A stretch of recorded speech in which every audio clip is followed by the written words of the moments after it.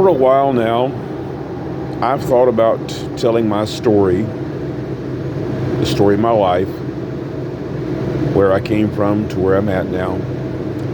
I've thought about doing it on YouTube.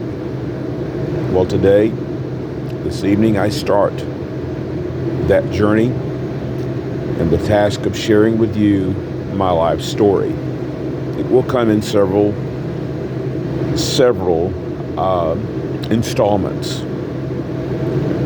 Tonight, I want to tell you where the story began.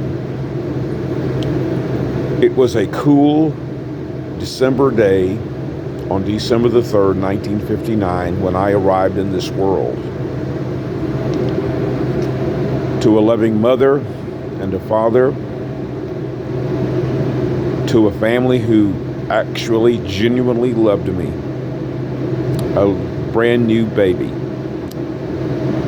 Well, fast forward till the time I was 2 years old, when I do remember things that were going on in my life. I remember one time I was off outside with my grandfather. I had been watching wrestling, and I decided to take my toy chair and hit him over the head with it. Yes, I was a scrapper at 2 years old. Well, other things happened between the time I was 2 and the time I was 4. The first major thing I remember at the age of 4, I was living in a substandard house in a place called Golden Acres here in Phoenix City, Alabama. Out of the hole came a black cat. There was a huge hole in the floor. Black cat got in the middle of the bed with me and began to scratch me from my nose to my toes and everywhere in between, and I mean the private area.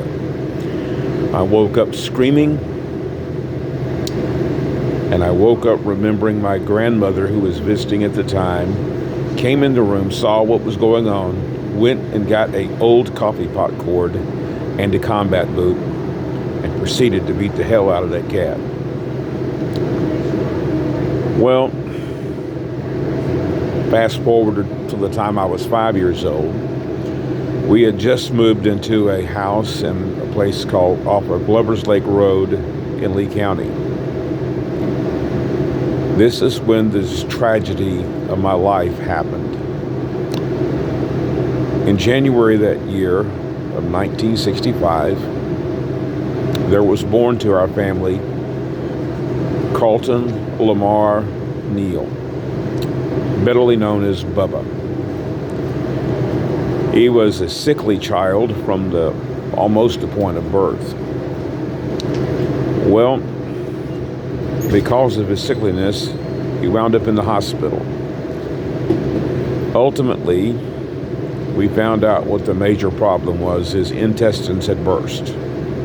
He'd been exhibiting stomach flu symptoms and other things. Basically, he died at the age of 2 months from intestinal gangrene. The first funeral I ever attended was his. The first and only time I was ever allowed to hold my brother was right before they put him back in his casket, thus bringing me to the biggest part of my life, knowing that probably I never would have a sibling again.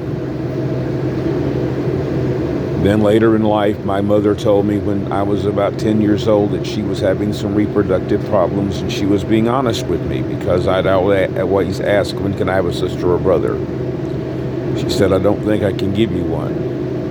And then at the age of 12 or 13 years old, I was about 13 years old when my mom had her hysterectomy, and then that solidified the fact I was going to be an only child. Well, this is the first installment of my story, and I will give another installment probably in the next few days. And I hope that you glean something from the story that I'm telling about my life and let you understand where I'm at, how I got to where I am, and who I am. With that said, I bid you adieu. And you all have a great evening, and I will talk to you later.